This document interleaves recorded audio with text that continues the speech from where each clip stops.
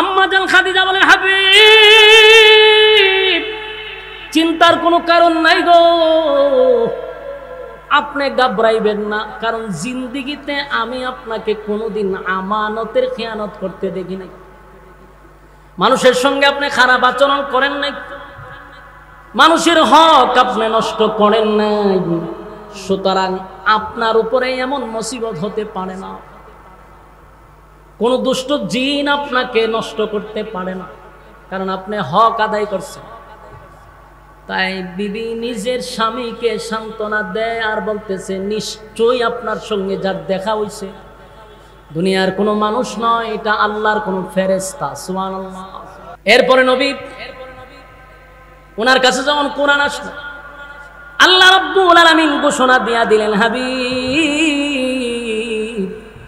40টা বছর আপনি চুপ ছিলেন, চুপ থাকার কথা আমি আল্লাহ আপনাকে বলেছি, এবার আমি আল্লাহ আপনাকে বলে দিলাম, মক্কা নগরীর মানুষকে আপনি জানায়া দেন, আপনি শুধু মুহাম্মদ নয়, আপনি হলেন মুহাম্মাদুর রাসূলুল্লাহ সাল্লাল্লাহু আলাইহি ওয়াসাল্লাম। আল্লাহর হাবিব সর্বপ্রথম দিনের দাওয়াত দেওয়ার আগে আম্মা জান খাদিজাকে বললেন, খাদিজা গো, আমি তো দিনের দাওয়াত লইয়া মানুষের কাছে যাব, মানুষ যদি আমারে জিজ্ঞাসা করে আপনার ঘরওয়ালি আগে দাওয়াত গ্রহণ করছিনি, আমার ঘর যদি ঠিক না থাকে আমি অন্য জায়গায় দাওয়াত দিয়া কি করব? আম্মা জান খাদিজা কোনো কথা না বলে বললেন, লা ইলাহা ইল্লাল্লাহু মুহাম্মাদুর রাসূলুল্লাহ সাল্লাল্লাহু আলাইহি ওয়াসাল্লাম। আল্লাহর নবী বললেন, খাদিজা কোনো প্রশ্ন করলে না, প্রশ্ন না করে আমার কালেমা তুমি গ্রহণ করলে। আম্মা জান খাদিজা বলেন, আমি তো অপেক্ষায় ছিলাম কবে আপনি বলবেন যে আমি আল্লাহর রাসূল, আর আমি এটার জন্য অপেক্ষায় ছিলাম। সুবহানাল্লাহ। আল্লাহর নবী নিজের ঘরের মধ্যে কালেমার দাওয়াত গ্রহণ করাইতে পারলেন, সাথে সাথে উনি মক্কা নগরীতে চলে গেলেন, গিয়া এক জায়গায় দাঁড়াইয়া সবাইকে একত্রিত করে বললেন, এই মক্কার মানুষেরা শোনো, আজকের পর থেকে শুধু আমি মুহাম্মদ নয়, আমি হলাম মুহাম্মাদুর রাসূলুল্লাহ সাল্লাল্লাহু আলাইহি ওয়াসাল্লাম, আর আমার সঙ্গে তোমরা পড়ে নাও লা ইলাহা ইল্লাল্লাহু মুহাম্মাদুর রাসূলুল্লাহ সাল্লাল্লাহু আলাইহি ওয়াসাল্লাম। আমার যুবক ভাইয়েরা, মুরব্বী বাবারা, দিনের কান লাগায়া কথাগুলি শুনেন। প্রতি রাত আপনারা ঘুমান, প্রতি রাত আড্ডা মারেন, একটা রাত্রি না হয় একটু কষ্ট করলে অসুবিধা হইব। এক হাবিবি কিবরিয়া 40 বছর পর্যন্ত কাউকে আদেশ করে নাই, কাউকে নিষেধ করে নাই। 40 বছর পরে যখন বললেন লা ইলাহা ইল্লাল্লাহ, নেই কোনো মাবুদ আল্লাহ ছাড়া, মুহাম্মাদুর রাসূলুল্লাহ সাল্লাল্লাহু আলাইহি ওয়াসাল্লাম আমি আল্লাহর বান্দা এবং রাসূল, আমার পরে আর কোনো নবী পৃথিবীতে আসবে না, কোনো রাসূল পৃথিবীতে আসবে না, আল্লাহ আমারে আখিরি জামানার পয়গম্বর হিসেবে প্রেরণ করেছেন, তোমরা আমার সঙ্গে পড়ে নাও লা ইলাহা ইল্লাল্লাহ। এই কালেমা পড়ে নিলে দুনিয়া এবং পরকালে শান্তি পাইবা। এই যুবক ভাই, যে মক্কার মানুষ আমার নবীকে আল আমিন বলে উপাধি দিল গো, আবু জাহেলের মতো ব্যক্তি আমার নবীর আল আমিন বলে ডাকছে। মক্কার মধ্যে আমার নবীর কোনো দুশমন ছিল না, মক্কার ভিতরে আমার নবীর দুশমনি কেউ করত না, কেউ নবীর বিরোধিতা কোনোদিন করল না। যেই মাত্র বললেন লা ইলাহা ইল্লাল্লাহ, আল্লাহ ছাড়া কোনো মাবুদ নাই, আর আমি মুহাম্মাদুর রাসূলুল্লাহ, এই স্লোগান দেওয়ার সাথে সাথে মক্কার মানুষ আমার নবীরে মারার জন্য পাথর নিয়ে দাঁড়াইছে। আমার কথা কি বুঝতেছেন? তার কারণ হলো, এতদিন নবী আদেশ করে নাই, নিষেধও করে নাই, নবীর কোনো শত্রু ছিল না। যেই মাত্র নবী আদেশ করতে লাগলেন, নিষেধ করতে লাগলেন, শত্রুর এখন অভাব না। ইয়া আইয়ুহাল মুযাম্মিল কুমিল লাইলা ইল্লা কালিলা। সূরা মুযাম্মিল আল্লাহ রাব্বুল আলামিন নাযিল করে দিলেন, যখন রাসূল আরবি সাল্লাল্লাহু আলাইহি ওয়াসাল্লাম যখন কম্বল দিয়া যখন ওনাকে জড়ায়া রাখলেন, আল্লাহ তখন বলেন ইয়া আইয়ুহাল মুজাম্মিল, হে কমলিওয়ালা। আল্লাহ নবীরে কমলিওয়ালা বলে ডাক দিছে। অনেক সময় আমাদের বাচ্চাদের নাম যাই হোক, আমরা অনেক সময় ডাকি আব্বু বলে ডাকি। আসলে কি আব্বু তার নাম? কথা কই না দি? কেন ডাকলেন? এটা মহব্বত কইরা আদর করে মানুষ সন্তানকে বাবা বলে ডাক দেয়, আব্বু বলে ডাক দেয়। আল্লাহ বলেন আমার নবীর নাম ধরে ডাক দেই নাই, আমি কমলিওয়ালা বইলা ডাক দিছি। সুবহানাল্লাহ। কমলিওয়ালা এই সূরা নাজিল করার পরে রব্বে কারীম এই সূরার মধ্যে নবীরে প্রায় 6টা থেকে 7টা কর্মসূচি দিছে। সুবহানাল্লাহ। কয়টা কর্মসূচি? 7টা কর্মসূচি দিছে। আপনার আর কি ধৈর্য আছে? আপনারা আর এই লড়াছড়ায় আমার কথা বলার আগ্রহ আস্তে আস্তে কমতেছে। লড়াছড়া করিন না, কথাগুলো একটু মনোযোগ দিয়ে শুনেন। আপনারা যত অমনোযোগী হইবেন আমি তাড়াতাড়ি ছেড়ে দেবো, আমার অসুবিধা নেই। তাড়াতাড়ি ছেড়ে দিলে আপনারা চেয়ে আমার লাভ বেশি। অসুবিধা কি? মনোযোগ দিয়ে শুনেন। বলুন সূরা মুজাম্মিল কেন নাজিল হইল? আল্লাহ রাব্বুল আলামিন বলেন কমলিওয়ালা, কমলিওয়ালা বইলা ডাক দিছে। আমার নবীর অনেক নাম আছে। আল্লাহ কোন সময় মুদ্দাসির বইলা ডাক দিছে, কোন সময় আমার নবীরে তাহা বলে ডাক দিছে, কোন সময় আমার নবীরে ইয়াসিন বলে ডাক দিছে। উফাদি দিয়া, উফাদি বইলা ডাক দিছে। আল্লাহ নবীকে আয়াত নাজিল করে নবীকে জানায়া দিলেন পয়গম্বর প্রস্তুতি নিতে হবে, প্রস্তুতি নিতে হবে। বিশাল এক দায়িত্ব আপনার উপরে। এইভাবে কম্বল দিয়া জড়ায়া থাকলে চলবে না, আপনার অনেক কাজ আছে। নবী এখনই প্রস্তুতি নেন। একে একে আমার নবীরে প্রস্তুতি নেওয়ার জন্য আল্লাহ বলতে শুরু করলেন।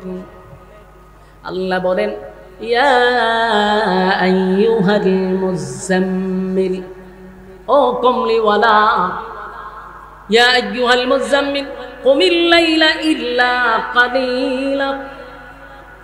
আপনি দাঁড়ায়া যান রাতের একটা অংশে, রাতের একটা অংশে আপনি দাঁড়িয়ে আমি আল্লাহর সামনে দাঁড়াই আপনি নামাজ শুরু করে দেন। কিয়ামুল লাইল, তাহাজ্জুদ নামাজের কথা বলছে। এখানে অনেকগুলা কর্মসূচি দিছে, মনোযোগ দিয়ে যদি শুনেন তাহলে একটা একটা কোন যাবে। এক নাম্বার হলো আপনি প্রস্তুতি নেন। যে কোনো কাজ করতে গেলে এটার একটা প্রিপারেশন আছে না নাই? আপনারা ওয়াজ মাহফিল আইছো, একটা প্রিপারেশন আছে না? কেউ খাইয়া টিয়া বাড়িছে, কেউ না খাইয়া বাড়িছে, কাপড় চোপড় পঞ্চে পরার পরে সিদ্ধান্ত নিয়েছে মাহফিলও যাব। বিভিন্ন প্রিপারেশন আছে। আগে আগে বাজার ঘুরে লাইছেন, আগে আগে চলে আসছেন, এটা একটা প্রিপারেশন। 23 বছর নবী দাওয়াত দিবে, দিনের খেদমত করবে। নবী কেউ আল্লাহ বলতেছে আপনি একটা প্রিপারেশন নেন, কাজগুলা করতে হবে। প্রথম কথাই হলো আপনি দাঁড়িয়ে যান কিয়ামুল লাইল, রাত্রের নামাজে দাঁড়িয়ে যান। তখন শুধু এই তাহাজ্জুদের নামাজের কথা বলছে, তখন 5 ওয়াক্ত নামাজ ছিল না।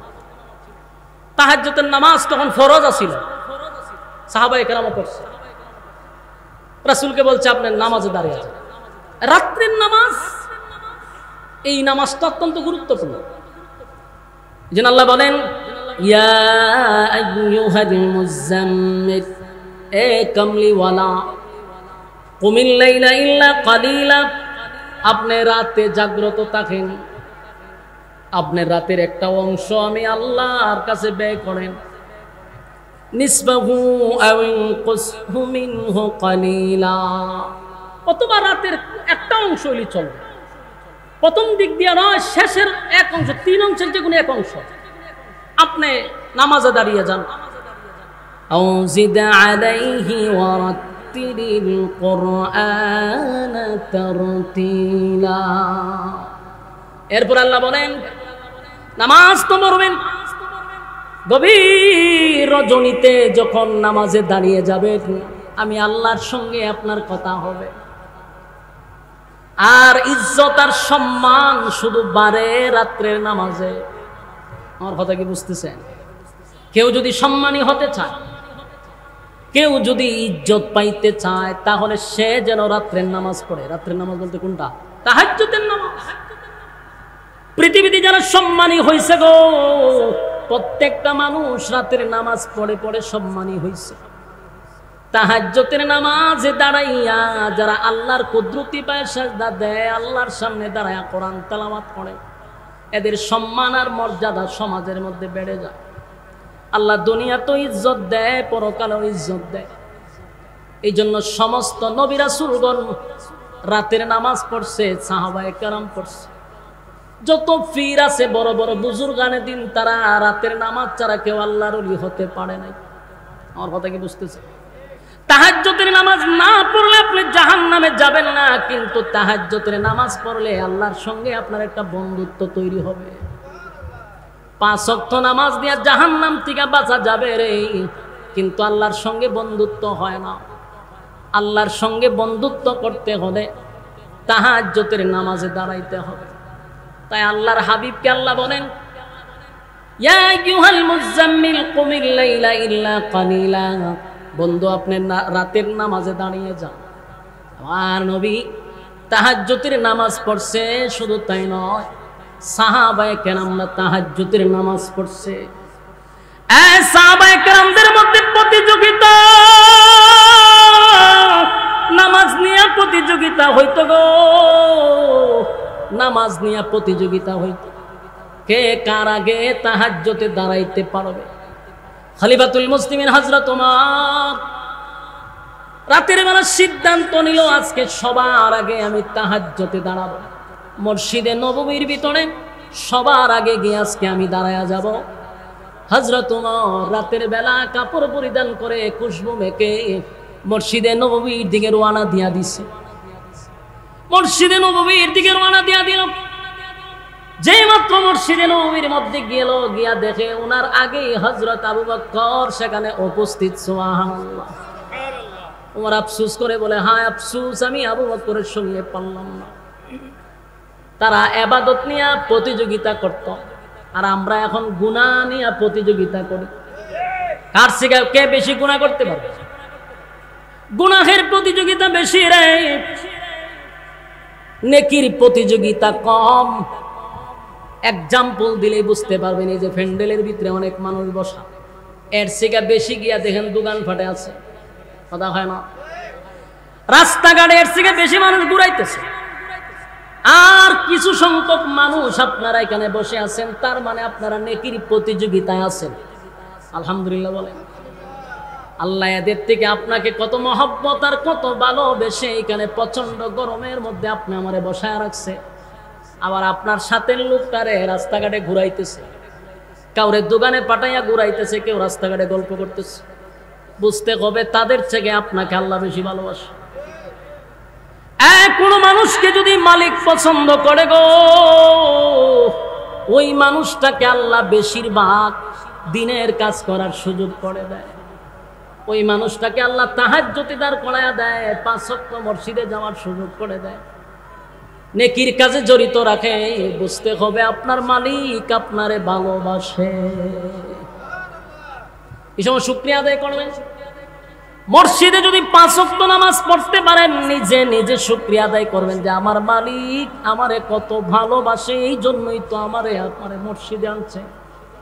আমার সাথে লোকটারে দোকানপাটে বাজারে বসায় রাখছে, আর আমারে মসজিদে রাখছে। খুশি না বেজার? আমার যুবক ভাইরা, সাহাবায়ে কেরামরা নেকির প্রতিযোগিতা করত, নেকির প্রতিযোগিতা করত। হযরত ওমর প্রতিযোগিতা করত আবু বকরের সঙ্গে, আবু বকরের সঙ্গে নেকির প্রতিযোগিতা করত, কিন্তু যত চেষ্টাই করত, কিন্তু আবু বকরের সাথে উনি পারতেন না। আগে গিয়ে দেখুন বুঝতে। আমার যুবক ভাইরা, আমাদেরও উচিত নেকির প্রতিযোগিতা করা। কথা কই না দি? আগে আগে মসজিদে যাওয়া, যে কোনো কাজ আমার নিয়ত থাকতে হবে, এর আগে আমার এই কাজটা করতে হবে। এটা হলো নেকির প্রতিযোগিতা, এটা আল্লাহ পছন্দ করে। আমার যুবক ভাইরা, এই সূরা মুজাম্মিল নাজিল হওয়ার কারণ ছিল, প্রথম দিক দিয়ে যখন কোরআন নাজিল হয়েছে, আমার নবী এটার লোড সহ্য করতে পারে নাই। অনেক সাহাবীরা বলতো হাবিবে কিবরিয়া যখন ঘোড়ার উপরে থাকতো অথবা উটের উপরে রাসূল বসতো, তখন যদি কোনো আয়াত নাজিল হইতো উটের পাগুলি জমিনে ঢুকে যাইত। সুবহানাল্লাহ আছে। তাহলে কোরআনের আয়াতের লোড আছে না নাই? আম্মা জান আয়েশা বলেন, প্রচন্ড ঠান্ডার মধ্যে কম্বলের নিচে আমরা শুয়ে আছি, এত ঠান্ডার মধ্যে যখন নবীর উপরে কোরআনের আয়াত নাজিল হইতো, আল্লাহর নবী ঘেমে যাইতেন, পেরেশান হয়ে যাইতেন, ওনার শরীর দিয়া গাম মোবারক বাহির হইত। এই আয়াতের এত লোড, এত ক্ষমতা। এই কোরআন নবীর উপরে নাজিল হইছে। হেরা পর্বতে সর্বপ্রথম যখন নাজিল হয়, জিবরাইল আলাইহিস সালাতু ওয়াস সালাম পূর্ণ সূরত নিয়ে নবীর সামনে হাজির হয়। বারবার নবীরে বারবার বলতে লাগলো, পড়েন আপনি কোরআন পড়েন। নবী 5টা আয়াত শোনায়া দেওয়ার পরে যে নবীর শরীরে কম্পন সৃষ্টি হইল। নবী বারবার আম্মা জান খাদিজার কাছে কয়, খাদিজা গো, আমি মনে হয় বেশি দিন বাঁচব না, আমার লক্ষণ ভালো না। কিন্তু আম্মা জান খাদিজা ছিল অত্যন্ত বুদ্ধিমতী একজন মহিলা। এই জন্য বিবি যদি বুদ্ধিমান হয়, বিবি যদি বুদ্ধিমান হয়, নেককার হয়, তাহলে স্বামী বেচারার জন্য অনেক ভালো, ফ্যামিলি ভালো চলে যদি বউ নেককার হয়। আর যদি বউ নেককার না হয়, তাহলে দুনিয়াটা একটা জাহান্নাম। বাস্তব না বাস্তব? আম্মা জান খাদিজা বলেন, হাবিব চিন্তার কোনো কারণ নাই গো, আপনি ঘাবড়াইবেন না, কারণ জিন্দিগিতে আমি আপনাকে কোনোদিন আমানতের খেয়ানত করতে দেখি নাই। মানুষের সঙ্গে আপনি খারাপ আচরণ করেন নাই, মানুষের হক আপনি নষ্ট করেন নাই, সুতরাং আপনার উপরে এমন মুসিবত হতে পারে না, কোন দুষ্ট জিন আপনাকে নষ্ট করতে পারে না, কারণ আপনি হক আদায় করছেন। তাই বিবি নিজের স্বামীকে সান্ত্বনা দেয় আর বলতেছে, নিশ্চয়ই আপনার সঙ্গে যার দেখা হইছে দুনিয়ার কোনো মানুষ নয়, এটা আল্লাহর কোনো ফেরেশতা। সুবহানাল্লাহ। সান্ত্বনা দিতেছে। আর আমরা যদি বউ হইতো, যদি হইতাম বলে একটা কুস্তা দিকে লাইছি, বললো মুরগি একটা সদকা দিয়ে দাও, আনলে অমুক মাজার একটা গরু লিয়ে যাও, গা ছাগল একটা লইয়া যাও, নিয়ে বাবার মান্নত করো, ভালোই যাবে। বুদ্ধি পরামর্শ তো গরু অভাব নাই, বড় একটা গুরু ভাল দুটো নেতা লাইছে। কিন্তু আম্মা জান খাদিজা বলেন যে আপনি জীবনে কারো ক্ষতি করছেন না, আপনারে তো কোনো জিন্নাতেও ক্ষতি করতে পারে না, সুতরাং আপনার সাথে যার সাক্ষাৎ হয়েছে নিশ্চিত উনি আল্লাহর কোনো পাঠানো ফেরেশতা। সুবহানাল্লাহ। জিবরাইল তো আসলেই নবীর সঙ্গে সাক্ষাৎ করছে। এখন রাসূল তো কাঁপতেছে, কারণ এটা তো লোড মারাত্মক। এরপরে নবী ওনার কাছে যখন কোরআন আসলো, আল্লাহ রাব্বুল আলামিন ঘোষণা দিয়া দিলেন, হাবিব 40টা বছর আপনি চুপ ছিলেন, চুপ থাকার কথা আমি আল্লাহ আপনাকে বলেছি। এবার আমি আল্লাহ আপনাকে বলে দিলাম, মক্কা নগরীর মানুষকে আপনি জানায়া দেন, আপনি শুধু মুহাম্মদ নয়, আপনি হলেন মুহাম্মাদুর রাসূলুল্লাহ সাল্লাল্লাহু আলাইহি ওয়াসাল্লাম। আল্লাহর হাবিব সর্বপ্রথম দিনের দাওয়াত দেওয়ার আগে আম্মা জান খাদিজাকে বললেন, খাদিজা গো, আমি তো দিনের দাওয়াত লইয়া মানুষের কাছে যাব, মানুষ যদি আমারে জিজ্ঞাসা করে আপনার ঘরওয়ালি আগে দাওয়াত গ্রহণ করছেনি, আমার ঘর যদি ঠিক না থাকে আমি অন্য জায়গায় দাওয়াত দিয়া কি করব? আম্মা জান খাদিজা কোনো কথা না বলে বললেন, লা ইলাহা ইল্লাল্লাহু মুহাম্মাদুর রাসূলুল্লাহ সাল্লাল্লাহু আলাইহি ওয়াসাল্লাম। আল্লাহর নবী বললেন, খাদিজা কোনো প্রশ্ন করলে না, প্রশ্ন না করে আমার কালেমা তুমি গ্রহণ করলে। আম্মা জান খাদিজা বলেন, আমি তো অপেক্ষায় ছিলাম কবে আপনি বলবেন যে আমি আল্লাহর রাসূল, আর আমি এটার জন্য অপেক্ষায় ছিলাম। সুবহানাল্লাহ।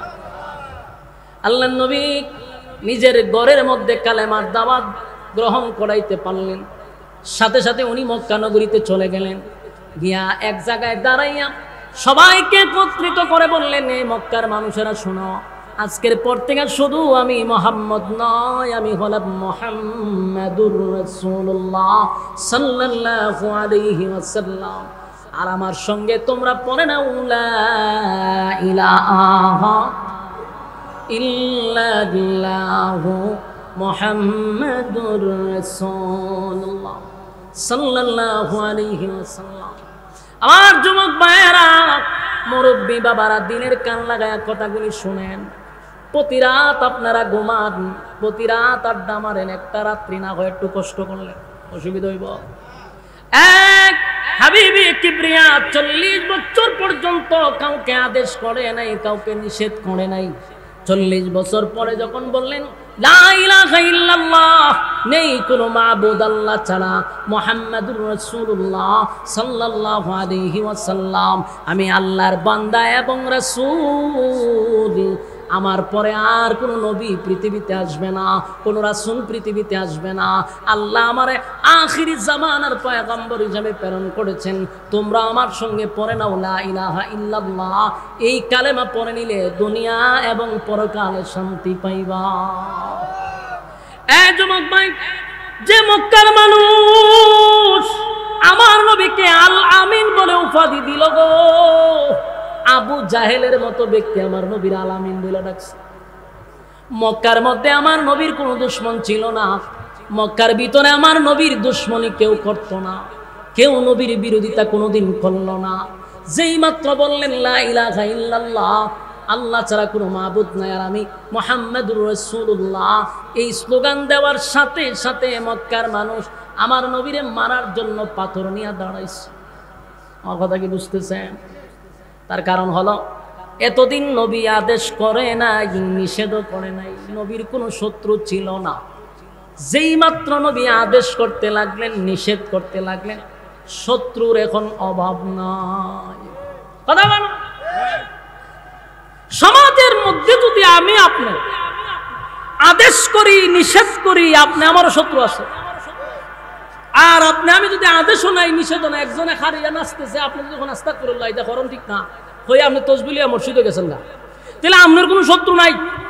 কিন্তু সমাজের মধ্যে শিরিক হচ্ছে, বেদাত হচ্ছে।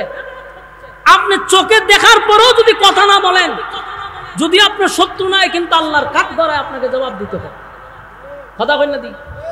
এই জন্য রাসূল যতদিন আদেশ নিষেধ দেয় নাই, ততদিন শত্রু নাই। যেদিন থেকে বললেন আজকের থেকে সুদ খাওয়া যাবে না, ঘুষ খাওয়া যাবে না, মদ খাওয়া যাবে না, জেনা ব্যভিচার করা যাবে না, দুর্নীতি করা যাবে না, টেন্ডারবাজি করা যাবে না, চাঁদাবাজি করা যাবে না, সেদিন থেকে নবীর বিরুদ্ধে সবাই দাঁড়িয়ে গেছে। এর আগে শত্রু নাই। শত্রু হইল কেন? যারা চাঁদাবাজি করতে, এখন চাঁদাবাজির বিরুদ্ধে কথা বলে আমি মৌলভীরে বালা ভাবে চাঁদাবাজে, হ্যাঁ কথা কই নাকি? দুর্নীতিবাজের বিরুদ্ধে কথা বললে আমি মৌলভীরে বালা ভাবি না। মসজিদে যদি সুদকুরের ওয়াজ করি, সুদকুর যারা আছে এরাকে আমি হুজুরের বালা ভাইব। তাহলে আপনি যদি চিন্তা করেন যে আমার অনেক মুসল্লি আছে মাশাআল্লাহ সুদ খায়, আমি যদি সুদের বয়ান করি, তাহলে তো দেখা গেল আমার এরা করে খাওয়ান বন্ধ হয়ে যাবে। এই নিয়তে ইমামতি করলে আপনার পিছনে নামাজও হবে না। আর শত্রু না থাকতে পারে, কিন্তু আল্লাহর কাঠ ধরে আপনাকে জবাব দিতে হবে। কিন্তু সাদারে সাদা কইতেইব, খালারে খালা কইতেইব। আমার কথায় মনে আপনার একমত না, আওয়াজে বোঝা যায় লক্ষণ খুব খারাপ। আল্লাহ রাসূল 40 বছর চললেন, সবাই কইছে মক্কা নগরী কেন, গোটা পৃথিবীতে এমন সন্তান আর নাই, এমন ভালো মানুষ কেউ নাই। কিন্তু কালেমার দাওয়াত দেওয়ার পরই কয় মুহাম্মদকে মারার জন্য ভাতুল্লিয়া দাঁড়িয়ে গেছে, আহন চাচা ভাতুল্লিয়া দাঁড়াইছে। কেন? ওই যে নিষেধ দিছে।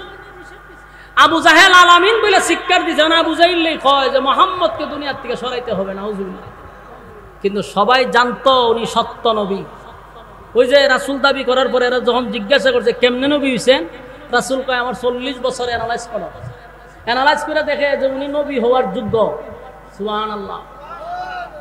কারণ আল্লাহর হাবিবের জন্মটা তো এদের মধ্যেই হয়েছে, কথা কয় না? আবু জাহেল জানতো উনি সত্য নবী, আবুল আহাবও জানতো। যে আবুল আহাব পাথর লইয়া নবীরে দাঁড়াইছে, সেও জানতো যে উনি সত্য নবী, কারণ জন্মটা এরা নিজের চোখে দেখছে।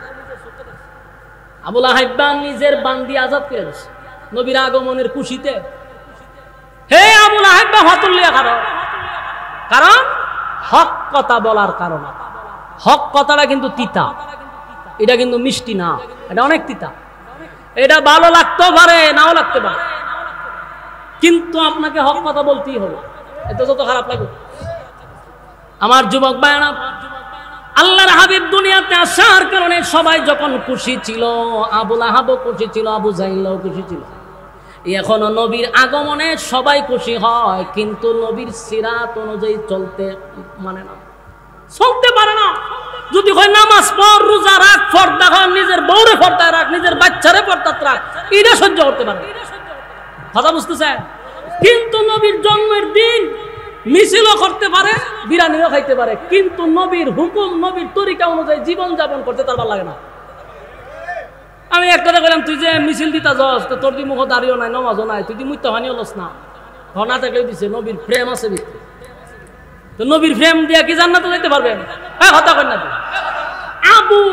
আবু তালেবের ভালোবাসা এক পাল্লা ভাই আপনি রাখেন, আর তাম পৃথিবীর সমস্ত মুমিনের ভালোবাসা এক পাল্লা ভাই রাখেন।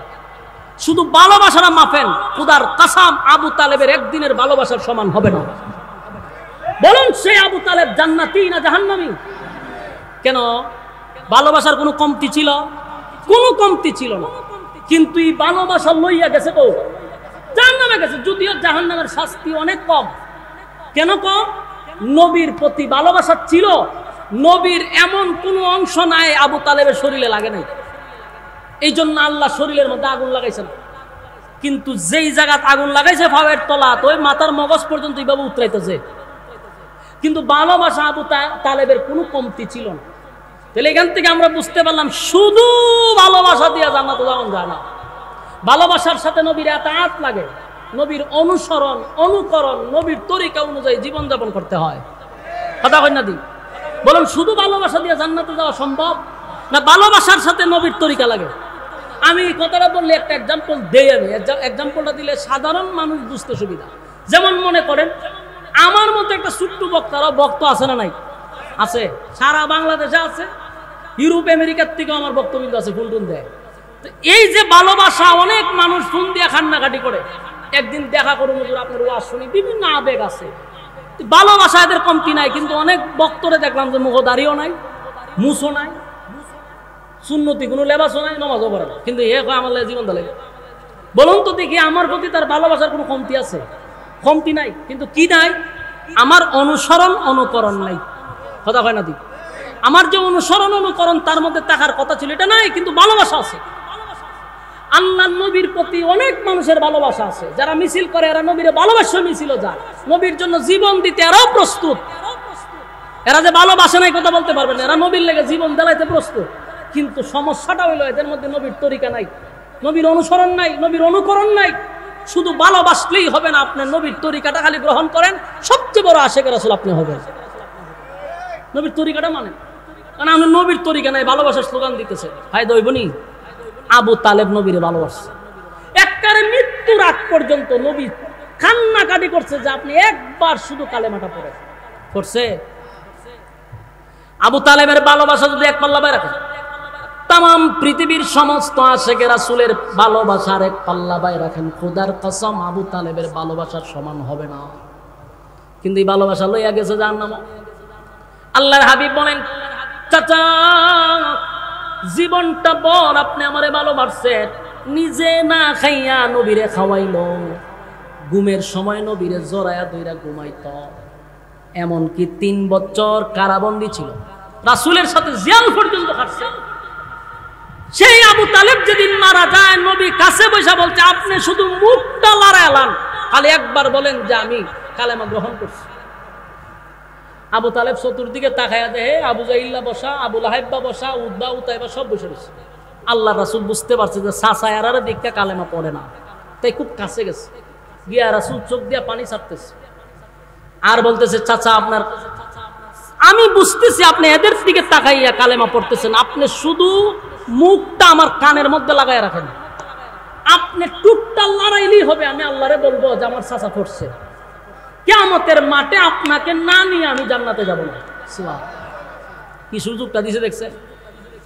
কিন্তু আবু তালেব বলেন, বাতিজা তুমি আমারে নসিহত করা লাগবে না, তুমি যে আল্লাহর পয়গম্বর সেটা মক্কাবাসীর থেকে আমি বেশি জানি। সুবহানাল্লাহ। তুমি সত্য নবীটাও জানি, তোমার কোরআন সত্য, তোমার আল্লাহ সত্য, তুমি রাসূল সত্য, এটা আমি জানি, কিন্তু আমি কালেমা পড়ব না। নাউজুবিল্লাহ। আল্লাহর নবী বলেন, প্রাণের চাচা, কলিজাটা দিয়ে আমারে ভালোবাসছেন গো, আপনি আমারে এত ভালোবাসছেন, আমি কেমনে সহ্য করব? আপনি জাহান্নামের আগুনে জ্বলবেন আর আমি নবীটা দেখবো, এটা কেমনে সম্ভব? আল্লাহর নবী যখন বারবার বলতেছেন না কালেমা পড়ে, আবু তালেব বলে, আমি যাই না শুই না জাহান্নামে যাব, তারপরও কালেমা পড়ব না। নাউজুবিল্লাহ। আল্লাহ রাব্বুল আলামিন তখন আয়াত নাজিল করে বলেন, বন্ধু আপনি কাঁদেন না, আপনি আর একটা কান্নাকাটিও করবেন না, কারণ আপনার চাচা বলছে কালেমা পড়বেন, আপনি আরেকবার তারে রিকোয়েস্ট করবেন না, আমি আল্লাহ আপনার চাচাকে হেদায়েত দিব না, আমি তারে হেদায়েত দিব না, আমি তারে হেদায়েত দিব না, এটা আমি আল্লাহর একক সিদ্ধান্ত। কারণ আপনাকে পাঠাইছি ওয়াজ করবার লাগিয়া, হেদায়েত দিবার লাগি পাঠাইছি। বলেন নবী কি হেদায়েতের মালিক? আল্লাহ নবীরে পাঠাইছে ওয়াজ করার জন্য, আল্লাহ ওয়াজ করছেন, বাস হেদায়েত আমি কারে দিব কারে দিব না এটা আমি আল্লাহর একক সিদ্ধান্ত। কথা কি বুঝতেছেন? কালেমা পড়লো না, কিন্তু ভালোবাসার কোনো কমতি ছিল না। আমি আপনাদেরকে বলি, আমার যুবক ভাই, মুরব্বী বাবারা, আপনাদের ভিতরে ভালোবাসার কমতি নাই, শুধু সাথে নবীর তরিকাটা রাখেন, আবু বকরের সাথে আপনার হাসর হবে। নবীর তরিকা অনুযায়ী জীবন যাপন করেন, উমরের সাথে হাসর হয়ে যাবে, কারণ ভালোবাসা আপনাদের আছে। শুধু নবীর তরিকা অনেকের মধ্যে নাই, দাড়ি রাখে না, নামাজ পড়ে না, প্রস্রাব করে পানি লয় না, নিজের বিবিরও পর্দায় রাখে না। বলুন এইভাবে কি জান্নাত পাওয়া সম্ভব? খালি স্লোগান দিলেই কথা হয় না। আল্লাহ রাব্বুল আলামিন বলেন, হেদায়েতের একমাত্র মালিক আমি আল্লাহ, কিন্তু যারা হেদায়েত আমার কাছে ভিক্ষা চায় আমি তাদেরকে হেদায়েত দিয়ে থাকি। যারা হেদায়েত চায় না রে, আমি আল্লাহ আসমান থেকে লাইম্মা তারে হেদায়েত দেই না। হেদায়েত আসমান থেকে লাইম্মা কেউ দেয় না। হেদায়েতের জন্য আল্লাহর কাছে আপনি চাইতে হবে। আপনি মুনাজাত যতবার করেন, একদিন কি কইছেন যে আল্লাহ আপনি আমারে হেদায়েত দেন, আল্লাহ আপনি আমারে হেদায়েতের ভিক্ষা দেন, আপনি আমারে মহব্বতের বান্দা হিসেবে কবুল করেন, এদিকে আল্লাহর কাছে কইছেন? তা আমরা তো আল্লাহর কাছে হেদায়েত চাই না, এই জন্য আমরা হেদায়েত পাই না। হেদায়েতের জন্য আল্লাহর কাছে চাইতে হবে। কথা কি বুঝতেছেন? আবু তালেব সব জানতো, কিন্তু হেদায়েতের জন্য আল্লাহর কাছে একবারও দরখাস্ত করে নাই। এই জন্য আল্লাহ আমি তার হেদায়েত দিব না। নবীর চাচা আবু তালেবরে হেদায়েত দিল না, ওয়াহশিরে আল্লাহ হেদায়েত দিয়ে দিয়েছে। কথা কি বুঝতেছেন? আমির হামজারে যিনি মারছেন, সেই ওয়াহশি কত সাহাবীদের মধ্যে সবচেয়ে একেবারে নিচু দরজা রইল ওয়াহশি, আল্লাহ ওয়াহশিরে হেদায়েত দিয়ে দিয়েছে। কিন্তু আবু তালেব নবীরে ছাড়াই হত্যা খাবার খায় নাই। 50 বছর পর্যন্ত নবীরে লালন পালন করছে, নিজের সন্তানের চেয়ে বেশি রাসূলকে মহব্বত করছে, কিন্তু আবু তালেব হেদায়েত পাইল না। আর ওয়াহশি নবীর কলিজায় আঘাত দিছে চাচারে হত্যা কইরা, কিন্তু ওয়াহশির আল্লাহ হেদায়েত দিয়ে দিছে। কারণ ওয়াহশি আল্লাহর কাছে হেদায়েত চাইছে যে আল্লাহ আমি যা করছি ভুল করে লেছি, আমার হেদায়েত দিয়ে দেন। আল্লাহ হেদায়েত দিয়ে দিছে। তো ওয়াহশির মতো একজন লোককে যদি আল্লাহ হেদায়েত দিয়া জান্নাতে দিয়া দেয়, আপনি আমি তো এরকম অপরাধ করছি না। আমরা যদি আল্লাহর কাছে হেদায়েত চাই, আল্লাহ দিবনি? কথা হয় না। কিন্তু মুখে শুধু ভালোবাসার স্লোগান থাকলেই হবে না, নবীর আতাত করতে হবে। আমার যুবক মায়েরা, আবু তালেব ভালোবেসেও জাহান্নামে গেল, শুধু একটাই তার মধ্যে ছিল না, এটা হলো অনুসরণ, অনুকরণ। আমার নবীর অনুসরণ, অনুকরণ তার মধ্যে ছিল না। এখনকার ইয়ং জেনারেশন সহ মুরব্বীদের মধ্যেও ভালোবাসার কোনো কমতি নাই, কিন্তু নবীর এতাআত নাই, নবীর ভালোবাসা, মহব্বত, নবীর অনুসরণ, নবীর অনুকরণ আমাদের মধ্যে নাই। এই জিনিসটা যদি আমাদের মধ্যে থাকে, কসম খোদার, আল্লাহ বলেন আমি আমার বান্দারে হেদায়েত দিয়া দিব। যুবক ভাইয়েরা, মালিক জান্নাত বানাইছে মুমিনদেরকে জাহান্নামে দেওয়ার জন্য না, জান্নাত দেওয়ার জন্য আল্লাহ জান্নাত বানাইছে। কিন্তু জান্নাত আল্লাহর কাছ থেকে ছায়া আনতে হবে, আল্লাহর কাছ থেকে চাইতে হবে। আর চাইতে হবে বেশিরভাগ কিয়ামুল লাইল বলতে তাহাজ্জুদের সময়। আল্লাহর সাথে যদি আপনি আমার সম্পর্ক তৈরি করতে হয়, সেটা হলো গভীর রাত। বলুন সেটা কোন রাত? গভীর রাত। 5 ওয়াক্ত নামাজের মাধ্যমে জাহান্নাম থেকে বাঁচতে পারবেন, কিন্তু তাহাজ্জুদের মাধ্যমে আপনি আল্লাহর ওলি হইতে পারবেন। আমার কথা কি বুঝতেছেন? আপনি 5 ওয়াক্ত নামাজ দিয়ে ওলি হইতে পারবেন না, জান্নাত পাইবেন জাহান্নাম থেকে বাঁচতে পারবেন, কিন্তু ওলি হইতে গেলে তাহাজ্জুদ করতে হবে। যেই ফিরে তাহাজ্জুদ করে না, এই ফির আল্লাহর ওলি হতে পারে না। এটা একবার স্পষ্ট। যদি কোন ফিরে হয় নামাজ লাগে না, এরা নাম্বার সারা বন্ধ, এর মধ্যে ঈমান নাই, এর 10 টারে জাহান্নামে নিয়ে যাবে। আর তখনই ওলি হতে পারবে 5 ওয়াক্ত নামাজের পরে যদি সে গভীর রাত্রে আল্লাহর সাথে সম্পর্ক করে। ওলি হইতে গেলে একমাত্র তাহাজ্জুদ ছাড়া কোনো ব্যক্তি আল্লাহর ওলি হতে পারবে না। 5 ওয়াক্ত নামাজ দিয়া আপনি বাঁচতে পারবেন, কিন্তু সম্পর্ক তো ভিন্ন জিনিস। এখন আমি একটা এক্সাম্পল দিই। চাকরি আপনাকে আমি দিলাম, ডিউটি হলো 12 ঘন্টা, এই 12 ঘন্টা হলো আপনার দায়িত্ব, আপনি এটার বিনিময়ে টাকা পাইতেছেন। কথা বুঝতেছেন? এখন যদি আপনি ওভার টাইম করেন, যারা টাকা নেন না, তাহলে মালিকের সাথে আমি সম্পর্ক পারবো না, সম্ভব? কথা হয় না। 12 ঘন্টা ডিউটি করতেছে সে স্বার্থের জন্য। বলুন, 12 ঘন্টা ডিউটি করে কিসের জন্য? স্বার্থের জন্য। 5 ওয়াক্ত নামাজ আমরা করি আমাদের স্বার্থের জন্য। বলবেন স্বার্থ কেমনে? আমরা জাহান্নাম থেকে বাঁচবার লেগে 5 ওয়াক্ত নামাজ করি, এটা আমাদের স্বার্থ, আমরা জান্নাত চাই। কথা কি বুঝে না মনে? 5 ওয়াক্ত নামাজ পড়ি কিসের স্বার্থে? জান্নাতের স্বার্থে। এটা স্বার্থের জন্য নামাজ পড়ি। আর ওভার টাইম তাহাজ্জুদের নামাজ জান্নাত পাওয়ার জন্য নয়, আল্লাহর সাথে বন্ধুত্ব করার জন্য। এই জন্যই যারা তাহাজ্জুদ পড়ে এরা আল্লাহর ওলি হয়। আর 5 ওয়াক্ত নামাজের মাধ্যমে দায়িত্ব ভালো নয়। কোনটা করবে? 5 ওয়াক্ত দায়িত্ব পালন করতে হবে, ওভারটাইম করে আল্লাহর সাথে বন্ধুত্ব তৈরি করতে হবে। কথা হয় না? আর যুবক বায়ান, আল্লাহ রাব্বুল আলামিন বলেন, ইয়া আইয়ুহাল মুযাম্মিল ও কুমলি ওয়াদা, ইয়া আইয়ুহাল মুযাম্মিল কুমিল লাইলা ইল্লা কালিলা নিসফাহু আও ইনকুস মিনহু কালিলা। আপনি দাঁড়িয়ে যান, আপনি রাতের এক অংশ আমি আল্লাহর জন্য আপনি দাঁড়িয়ে যান, সেখানে দাঁড়াইয়া কিয়াম করেন, নামাজ পড়েন। রাতের একটা অংশ আমি আল্লাহর জন্য বরাদ্দ রাখেন। এরপর আল্লাহ বলেন, এই নামাজের মাধ্যমে আমি আল্লাহর সঙ্গে আপনার বন্ধুত্ব তৈরি হবে, বন্ধুত্ব তৈরি হবে। আল্লাহ বলেন, নিসফাহু আও ইনকুস মিনহু কালিলা, রাতের যে কোনো একটা অংশে আপনি কিয়ামে দাঁড়ায়া যান। আউজিদ আলাইহি ওয়ারাত্তিলিল কুরআন তারতিলা। আর কোরআন আপনি স্পষ্টভাবে শুদ্ধ করে তারতিলের সাথে কোরআন তেলাওয়াত করেন। তাহলে কোরআন তেলাওয়াত দরকার আছে না নাই? হ্যাঁ, কথা কয় না? আমরা যে গিলাপ দিয়া ফেসায় কোরআন শরীফ তৈছি, এটা আবার 1 বছর পরে রমজান বাইর করে মুছামুছি করবো, গিলাপ তৈব।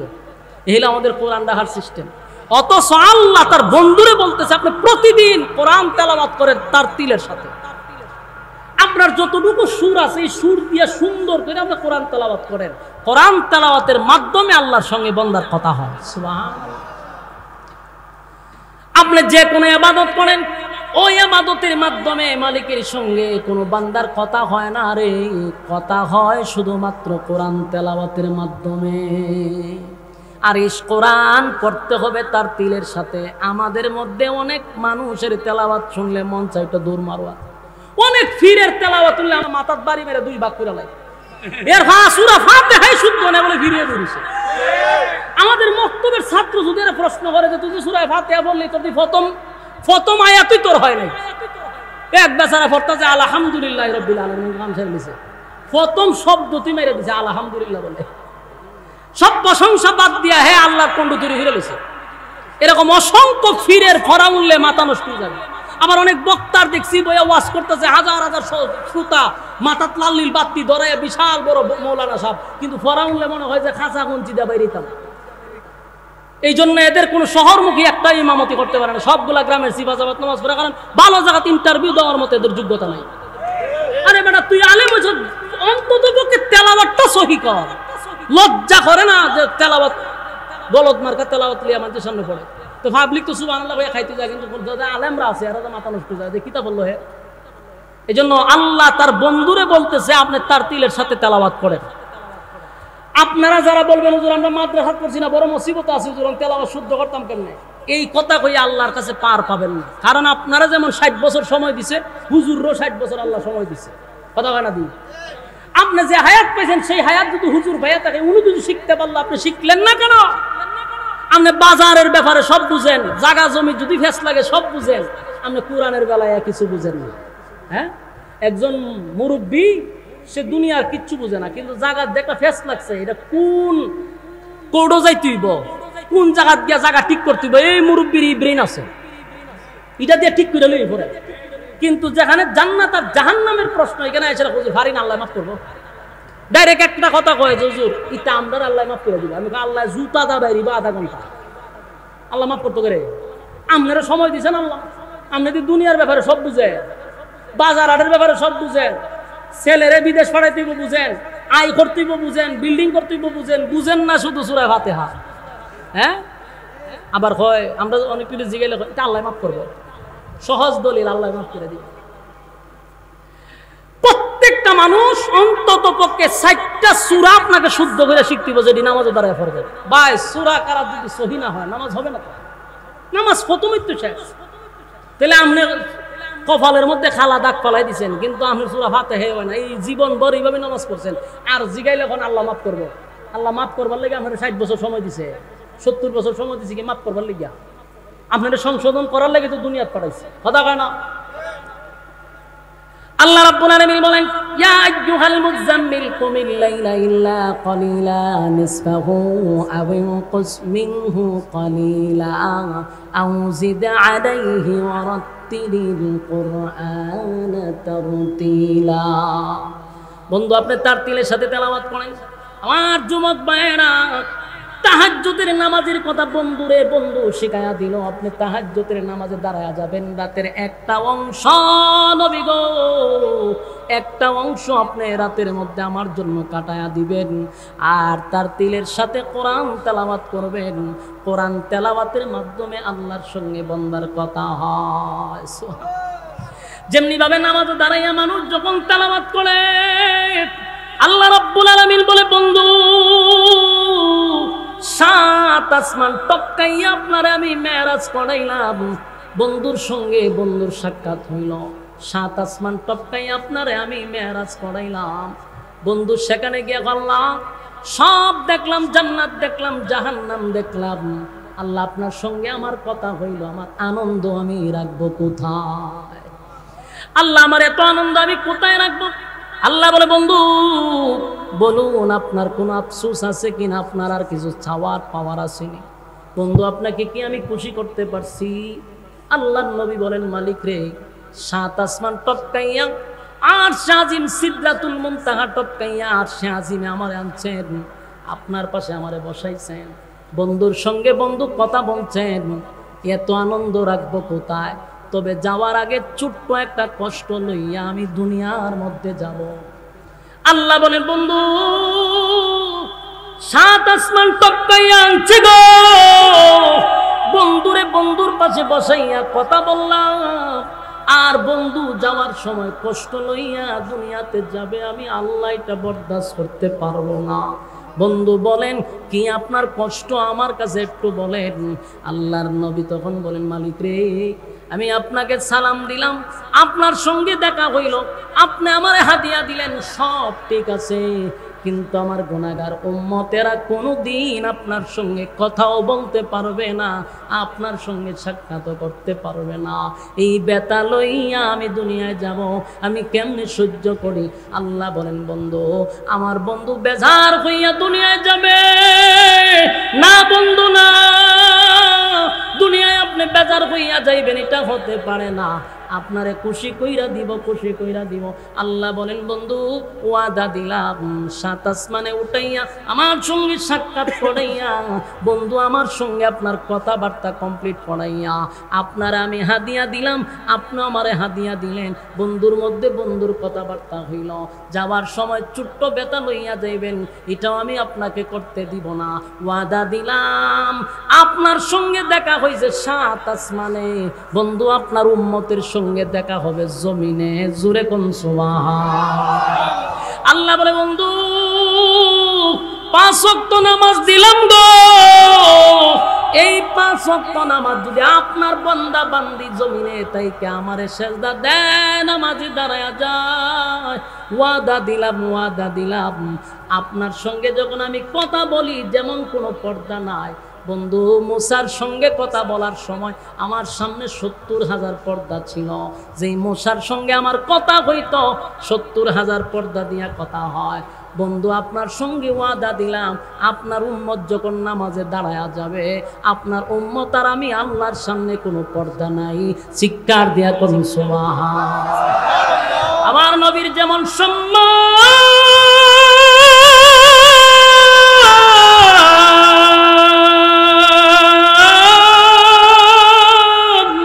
আল্লাহ বলেন আপনার উম্মতের সেই সম্মান। সমস্ত নবী কুলের সম্রাট হলেন নবী মুহাম্মদুর রাসূলুল্লাহ সাল্লাল্লাহু আলাইহি ওয়াসাল্লাম। আদম নবীর থেকে নিয়ে ঈসা রূহুল্লাহ পর্যন্ত সব নবীর মাথার তাজ হলেন আমার নবী। আমার নবীর যেমন সম্মান সমস্ত নবীদের উম্মতের চেয়ে আপনি আমার নবীর উম্মতেরও সম্মান আছে না? এই জন্য আল্লাহ বলেন, বলল আপনার উম্মত যখন নামাজে দাঁড়ায়া যাবে আর যখন তেলাওয়াত করবে, বন্ধু আপনার উম্মত আমার সঙ্গে কথা বলবে, আর যখন সেজদা দিবে আমি আল্লাহর কুদরতি পায়ে আপনার বান্দা আমার সেজদা দিবে। আমার যুবক ভাইরা, তাহলে নামাজের মাধ্যমে মালিকের সঙ্গে সুসম্পর্ক তৈরি হয় রে। এই জন্য নামাজে যখন দাঁড়াইবেন আমার ভিতরে আপনার ভিতরে থাকা দরকার, আমি যদি আমার মালিকরে দেখতে পাই না, কিন্তু আমার ধারণা রাখতে হবে আমার মালিক কিন্তু আমারে দেখে। ঠিক আমি যে নামাজ পড়তেছি আমার মালিক আমারে দেখে, কথা বলে না? কিন্তু আমাদের সমাজের মানুষের নামাজ দেখলে মনে হয় খাঁচা কঞ্চি দিয়ে আধা ঘন্টা বেরিবার। নামাজ দেখলে শয়তানে পর্যন্ত ডিস্কো মারে। হ্যাঁ, নামাজও যায় হাতে কারেন্টের সাহায্যে নামাজ পড়ে। এ আশেকে রাসূল। হ্যাঁ, নামাজ দেখলে শয়তানে পর্যন্ত আশাআশি করে। রুকুর থেকে সুজা হইয়া দাঁড়ানো ওয়াজিব। হ্যাঁ, রুকুর থেকে সুজা হইব দূরের কথা, বাইপাসে সাজদার জায়গা।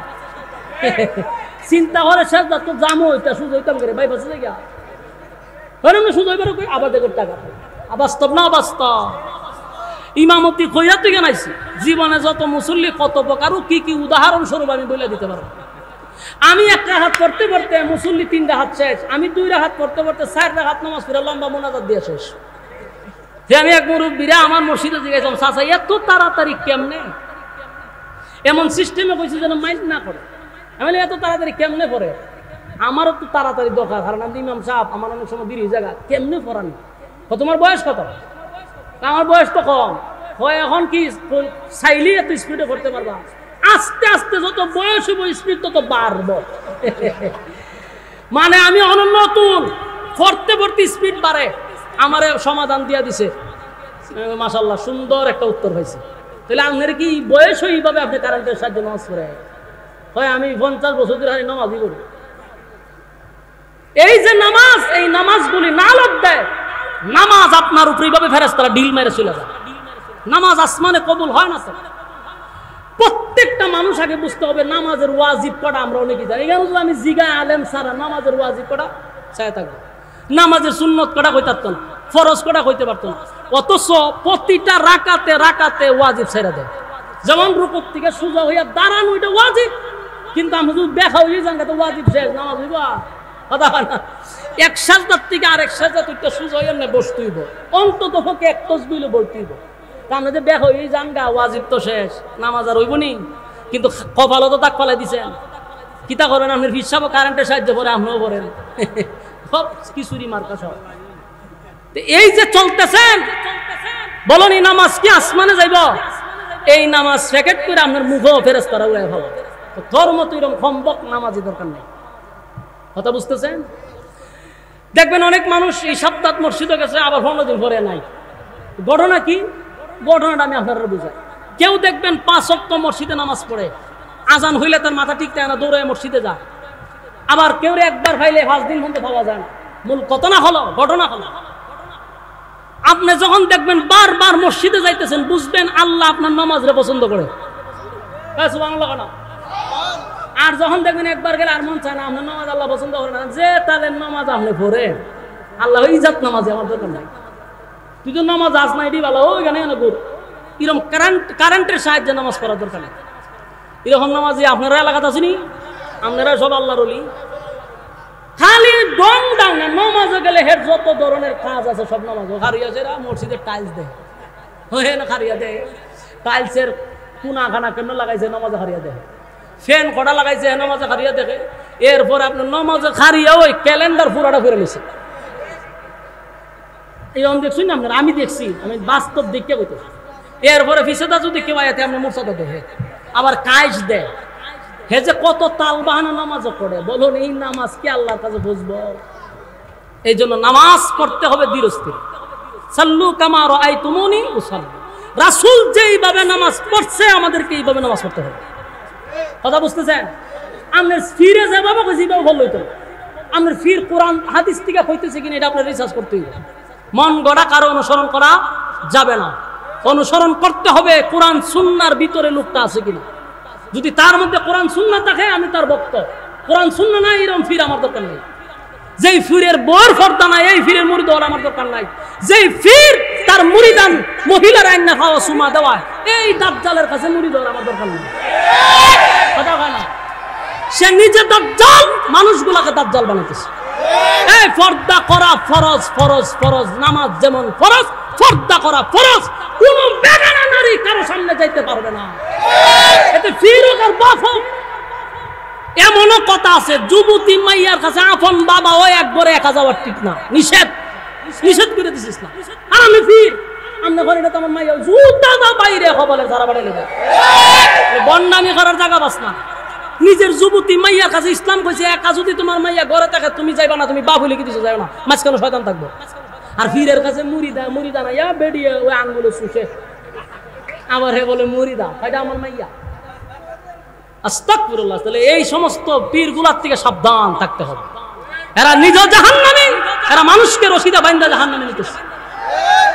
আমি তো না করি না পীর মুরিদি যায় না। পীর ধরতে হবে আপনাকে। কেন ধরতে হবে? পীর শব্দের অর্থ হলো উস্তাদ। বলুন পীর কি? উস্তাদ। আমরা পীর মনে করি যেটা বুঝি একবার মারা। পীর মানেই হলো উস্তাদ। উস্তাদ আপনাকে শিক্ষা দিবে। শিক্ষক তো আগে জানতে হবে। শিক্ষকের যদি আপনার এলেম না থাকে তা আমরা কি শিখাইব? এই জন্য ফির ধরতে গেলে আগে দেখবেন যে আমার ফির কোন মাদ্রাসা সেগুলো দিচ্ছে, কোন মাদ্রাসার বুখারী পড়ায়, কোন মাদ্রাসার শিক্ষকতা করে, কোন মসজিদের খতিবগিরি করে। ফিরের যদি যোগ্যতা না থাকে সে আমার শিখাইব কি? এই যোগ্যতা নাই বিধায় তো মহিলা দিয়ে হাউটি পায়। এই কদিন আগে একটা ভিডিও দেখছি আমি। আপনি যদি কোন প্রমাণ দেখান সাথে সাথে ডকুমেন্টস আপনারা দেখা দিন। আমি একটা ভিডিও দেখছি, এর নাম করা ফির, মহিলারা এভাবে টিকতেছে। আর কেটা জানা লুগাই তাই ভিডিও করে দিচ্ছে, জানে না ভিডিও করতেছে। লুগাই একজনে করে দিচ্ছে, লুগাই করে সাইডে দিচ্ছে। এখন ফিরের তো অবস্থা খারাপ, মহিলারা এভাবে টিকতেছে। নাউজুবিল্লাহ। না চিন্তা করছে আপনাদের সরল মানুষ, আপনারা সরল সোজা ভাইয়া ইমান গুলা ধ্বংস করে জাহান্নামে নিয়ে দিতেছে। ভাই আল্লাহর রাস্তে বলি, আমি আপনাদের দুশমন না। এই কথাগুলি আমি বেশি বলি। এই জন্য পুরা এলাকার মধ্যেও, আমার এলাকা তো এই কথা এখনো বলতেছি। সারা ইউনিয়ন বিরুদ্ধে গেল আমি বলছি আমার যেটা বলার এটা বলতেই থাকবো। তুমি আমার চোখের সামনে শিরিক করবা, বেদাত করবা, আর আমি চুপ থাকবো, বুবা শয়তান। আমি তো চুপ থাকি দিলে বুবা শয়তান হিসেবে দাঁড়াইতে হবে। আপনাদের হাতে পায়ে ধরবে নামাজ, এটা হলো ফরজ। পর্দা করা কি কথা হয় না? এটি শিখাইছি না আপনারা? হ্যাঁ, পর্দা করা ফরজ। পর্দা ফরজ মানে কি? আমি আমার বউ আমার ফিরের কাছে পাঠাইতে পারবো? মাথায় রাখবো। আমার যুবক ভাইরা, আল্লাহ রাব্বুল আলামিন বলেন, বন্ধু আপনার উম্মতের সঙ্গে আমার সাক্ষাৎ হবে নামাজে, আর তেলাওয়াতের মাধ্যমে আমার সঙ্গে কথা হবে। তাই আল্লাহ বলেন, ইয়া আইয়ুহাল মুযাম্মিলু কুমিল লাইলা ইল্লা কালিলা নিসফাহু আও ইনকুস মিনহু কালিলা আও জিদ আলাইহি ওয়া রাত্তিলিল কুরআনা তারতিলা। আল্লাহ প্রথম বলছে, বন্ধু প্রস্তুতি নেন। এইভাবে যদি আপনি কম্বল দিয়া শুয়ে থাকেন আপনার মিশন বাস্তবায়ন হবে না। আমি আল্লাহ আপনাকে যেই মিশন নিয়ে পাঠাইছি, বন্ধু কম্বল দিয়া শুয়া থাকবেন না, দাঁড়িয়ে যান। রাতের একটা অংশ আমি আল্লাহর জন্য ব্যয় করেন, নামাজে দাঁড়ায়া যান। আর আপনি তার তিলের সাথে কোরআন তেলাওয়াত করেন। তাহলে নিজের বন্ধুরে নামাজের কথা বললেন, কোরআন তেলাওয়াতের কথা বললেন, আর তাহাজ্জুদের নামাজের মাধ্যমে আল্লাহর সঙ্গে বন্ধুত্ব তৈরি হয়। জোরে কোন সুবহানাল্লাহ। আল্লাহ বলে, বন্ধু জিকির করেন, একটা সময় আমার নামে জিকির করতে থাকেন। জিকির মানে শুধু লা ইলাহা ইল্লাল্লাহ বললেই শেষ নয়, সব কিছুর ভিতরে জিকির। আপনার ভিতর, আপনার বাহির সব কিছু একমাত্র লিওয়াজহিল্লাহর জন্য থাকতে হবে। কার জন্য? আল্লাহর জন্য। আমি যা করব কার জন্য? কথা হয় না, ইন্না সলাতি ওয়া নুসুকি ওয়া মাহইয়ায়া ওয়া মামাতি লিল্লাহি রাব্বিল আলামিন। এই আমার নামাজ, আমার রোজা, আমার হজ, আমার যাকাত লিল্লাহি রাব্বিল আলামিন। আমার সবকিছু হবে একমাত্র কার জন্য? আল্লাহর জন্য করব। এতে আমার কে ভালো পাইলো, কে ভালো পাইলো না, এটা দেখে যদি চলেন তাহলে জীবনে কোনোদিন সাকসেস হতে পারবেন না। আমি আল্লাহর জন্য করব, তাহলে সাহায্য করবে কে? কথা হয় না।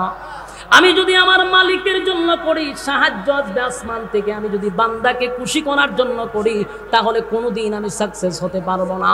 হক কথা বলে যাবেন, কে বেজার হইল, কে বেজার হইল না, এই দিকে আপনি খেয়াল করবেন না। সুদের বিরুদ্ধে যদি ওয়াজ করলে সুদকুর দাঁড়ায় যায়, আপনার ওয়াজ আপনি চালু রাখবেন। সুদকুরের বয়ে সুদের ওয়াজ বন্ধ করা যাবে না। পর্দার ওয়াজ করতে গিয়া যদি বেপরদাওয়ালা আপনার উপর আক্রমণ করে, আপনি জানায়া দিবেন এটা আল্লাহর ওয়াদা, আমি আমার ওয়াজ চালায়া যাব। এই জন্য বেপরদাওয়ালাদের হুমকিতে আমার পর্দার ওয়াজ বন্ধ করলে চলবে না। কথা হয় না। ঘুষের বিরুদ্ধে ওয়াজ করলে, ঘুষখোর যদি বিগড়ে যায়, এর জন্য ওয়াজ বন্ধ করা যাবে না। চাঁদাবাজের বিরুদ্ধে ওয়াজ করলে, যদি চাঁদাবাজ আমার হুমকি দেয়, চাঁদাবাজের ওয়াজ বন্ধ করুন যাইব। কথা হয় না। টেন্ডার বাজের ওয়াজ বন্ধ করা যাবে না। আমার কথা বলো, ওয়াতাওয়াসাউ বিল হক। আল্লাহ বলেন তোমরা হক কথা বলো।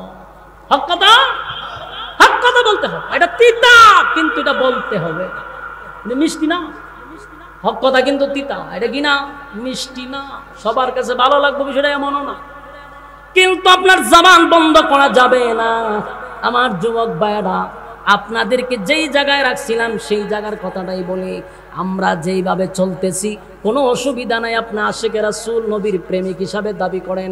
আমি শুধু এতটুকুই বলবো, যেই পরিমাণ নবীরে ভালোবাসেন, শুধু ওই পরিমাণ নবীর ইতাআত করেন, নবীর অনুসরণ আর অনুকরণ করে চলেন। আল্লাহর কসম, আপনারা নবীর হাউজে কাউসারের পানি পান করবেন। যুবক ভাইরা, কিয়ামতের কঠিন ময়দানে মানুষ যখন কলিজা পাটা পিপাসা লইয়া দাঁড়াইব, তখন আমার নবীকে আল্লাহ পানি পান করানোর জন্য হাউজে কাউসারের পারে দাঁড় করাইব। আর আমার নবী কাদেরকে পানি পান করাইব? নবীর উম্মতের কাছে এক পেয়ালা পানি নবীর বরকতি হাতের পানি পৌঁছায়া দিবে। সুবহানাল্লাহ। সেদিন অনেক মানুষই নবীর কাছে যাবে পানি পান করার জন্য, কিন্তু সেদিন নবীরে তারা দেখতে পারবে না, নবীও তাদেরকে দেখবে না। একটা চিৎকার দিয়া বলবেন, মালিক, নবীর জন্য তো মিছিল করলাম, নবীর জন্য জীবন দিলাম, কিন্তু আজকে পানি পান করতে আসলাম গো, আপনার বন্ধুরে দেখি না। আপনার বন্ধু সবাইরে পানি পান করাইল, কিন্তু আমি নবীর কাছে আসার পরে মাঝখানে একটা পর্দা পড়ে গেল, এখন আর নবীরে দেখা যায় না। আল্লাহ আওয়াজ দিয়া বলবে, এ বন্ধু, আপনার এই উম্মতগুলি দুনিয়াতে আপনার তরিকা অনুযায়ী জীবন যাপন করে নাই, মন গড়া জিন্দেগি চালাইছে, পীরের কথা শুনা জীবন যাপন করছে, একবারও কোরআন হাদিসে আছে কিনা এটা একবারও চেক করলো না, একবারও সে এটা স্টাডি করলো না। জীবনটা চালাইছে মন গড়া জীবন যাপন কইরা, নবীর হাতের বরকতের পানি পান করা যাবে না। আল্লাহর নবী সেদিন পানি পান করাইতে গিয়ে দেখবো মাঝখানে পর্দা কি তারে, এতক্ষণ দেখলাম লক্ষ কোটি কোটি উম্মতেরা দৌড়াই আইতেছে, কিন্তু আমার ঘরে এখন আর দেখে না, মাঝখানে পর্দা ফলাই দিচ্ছে। তো নবীও শিক্ষার দিব আল্লাহ আপনি তো পানি আপনার কাছে আমি জোর করে আনছি হাউসে কাউসার দিছুন আপনি আমার গিফট উম্মতে পান করাইবেন এর উম্মতে পানি পান করাইতে যায় কিন্তু আমি আর দেখি না আল্লাহ ভাই আপনি দেখবেন না কেন কারণ এদেরকে পানি পান করাইতে পারবেন যারা দুনিয়াতে আপনার নবীর তরিকা আমি আল্লাহর হুকুম পালন করছে এরা আপনি পানি পান করাইতে পারবেন যাদেরকে আপনি দেখেন না তারা মন গড়া জীবন যাপন করছে আপনার তরিকায় চলে নাই আমার কথা বুঝুননি পানি কি সবাই পান করতে পারবো একদল পানি পান করবে আর একদল নবীরে দেখবে না নবীও তারা দেখবে না তখন আল্লাহ ঘোষণা দিব যে এরা আপনার তরিকা অনুযায়ী চলে নাই কোরআন সুন্নাহ অনুযায়ী জীবন যাপন করে নাই মন গড়া জীবন চালাইছে নবী রাগে গুসায় বলবে সুফকান সুফকান লিমান গায়্যারা বাদি দূর হয়ে যায় এমন উম্মতের আমার কোনো দরকার নেই কি বুঝলেন নবী যদি হাসরের মাঠে আপনি আমারে সরাইয়া দেয় আর কেউ আমরা সুপারিশ করব কথা কয় না কোন ফির মুরিদানরে সুপারিশ করে জান্নাতে নিতে পারবো কথা কয় না আপনারা তো একটা ক্যাপসুল খাওয়াই দিছে যে ফির দর্শক নিশ্চিন্তা থাক জান্নাত লয়ে যাবো না জান্নাতটা কি তা ফিরের বাপের এ কথা না বাপের কিনা নি আদম নবীর থেকে নিয়ে ঈসা রূহুল্লাহ পর্যন্ত কোন নবীর সাহস নাই হাসরের মাঠে আল্লাহর সঙ্গে কথা বলা সবাই তরতর করে কাঁপতে থাকবে শুধুমাত্র কেবলমাত্র আমার আপনার নবী আল্লাহর সঙ্গে কথা বলবে সেদিন একমাত্র আমার নবী সুপারিশ করার যোগ্যতা পাবে আর কেউ যোগ্যতা পাবে না যতই আপনি লাউ খাওয়ান আর ছাগল আর গরু খাওয়ান কোন লাভ হতো না নবী সুপারিশ করলেই জান্নাতে যেতে পারবে তো নবী কাদেরকে সুপারিশ করবে নবীর তরিকায় যারা চলবে তাদেরকে নবী সুপারিশ করবে নবীর তরিকায় চলতেন না মন গড়া চলবেন নবীর হাতের পানি পান করতে পারবেন না মানুষ হাসরের মাঠে উঠবে কলিজা পাটা পিপাসা লইয়া উলঙ্গ অবস্থায় এত পিপাসা লাগবে যে পৃথিবীর সব পানি দিল তার তৃষ্ণা নিবারণ হবে না আর যারা নবীর হাতের এক পেয়ালা পানি খালি পান করবে 50,000 বছরের ভিতরে আর পানি পান করা লাগবে না এমন এক পানি এই পানি শুধু একমাত্র আশেকে রাসূলদের জন্য তা আপনি আমার জন্যই পানি রাখছে কিন্তু ভালোবাসার সাথে খালি নবীর তরিকায় চলবেন আর কিছু লাগবে না কথা কি বুঝতেছেন আমার যুবক ভাইরা শেষ কথা বলি আপনাদেরকে বিরক্ত করছি অনেকক্ষণ সময় আপনারা গরমের মধ্যে বসে আছেন আমি কথা শেষ করতেছি এক নাম্বার কথা হলো নবীর ভালোবাসা লইয়া যেমন আবু তালেব জাহান্নামে গেল আমরা শুধু ভালোবাসা যদি রাখি আমরা জানা যেতেই তাই ভালোবাসার সঙ্গে নবীর অনুসরণ অনুকরণ থাকতে হবে কথা হয় না আবু বকর নবীরে ভালোবাসতো আবু তালেব আবু বকরের চেয়ে বেশি নবীরে ভালোবাসে কিন্তু আবু বকর জান্নাতের সর্বোচ্চ স্থানে গিয়া বসে গেল আর আবু তালেব জাহান্নামে গেল মাঝখানে শুধু নবীর তরিকা নাই নবীর অনুসরণ নাই নবীর অনুসরণ অনুকরণ ছাড়া জান্নাতে ঢোকার অনুমতি নাই আপনি আমার নবীরে আল্লাহ এত পাওয়ার দিছে গো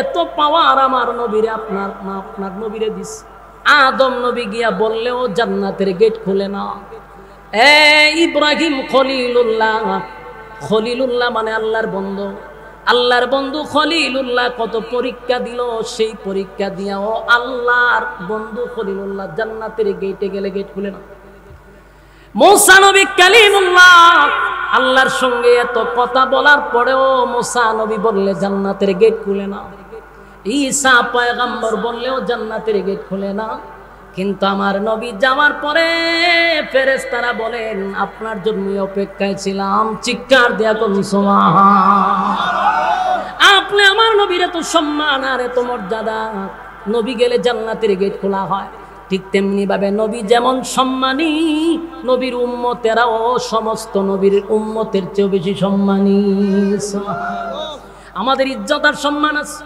আমরা ভিআইপি নবীর উম্মত কিয়ামতের মাঠেও আমাদের একটা সম্মান আছে জান্নাতের মধ্যে যে মাহফিল হবে সেখানেও নবীর উম্মতরা আগে বসবে অন্য নবীরা আমাদের পরে বসবে অন্য নবীর উম্মতেরা আমাদের নবীর উম্মতের পরে বসবে সুবহানাল্লাহ তবে সাথে থাকতে হবে কি নবীর তরিকা নবীর অনুসরণ অনুকরণ ইয়াদ থাকবো নি কথা কই না নবীর অনুসরণ অনুকরণ থাকবো তো ইনশাআল্লাহ নবীর অনুসরণ আর অনুকরণ যদি থাকে খোদার কসম যেই ভালোবাসা আপনাদের মধ্যে আছে যথেষ্ট এখন শুধু নবীর তরিকায় যদি জীবন যাপন করতে পারেন কিয়ামতের ময়দানে আমার নবীর বরকতি হাতের পানি পান করবেন।